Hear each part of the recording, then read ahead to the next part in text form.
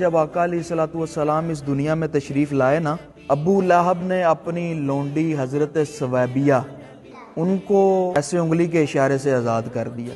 پھر وقت گزرتا گیا، وہ کفر کی حالت میں چلا گیا۔ یاد رکھیں کہ جو کفر کی حالت میں جاتا ہے نا، وہ ہمیشہ ہمیشہ کے لیے عذاب میں رہتا ہے۔ ابو لہب جب دنیا سے چلا گیا، خواب میں ملا ایک شخص کو، کہا کیا گزر رہی ہے ابو لہب تم پہ؟ ابو لہب کہتا ہے کہ عذاب ہی عذاب ہے، عذاب ہی عذاب ہے، لیکن جو میں نے اپنے بھتیجے محمد صلی اللہ علیہ وسلم آپ کی پیدائش پر میں نے انگلی کے اشارے سے اپنی لونڈی کو آزاد کیا تھا، تو اس کے بدلے مجھے پانی پلا دیا جاتا ہے۔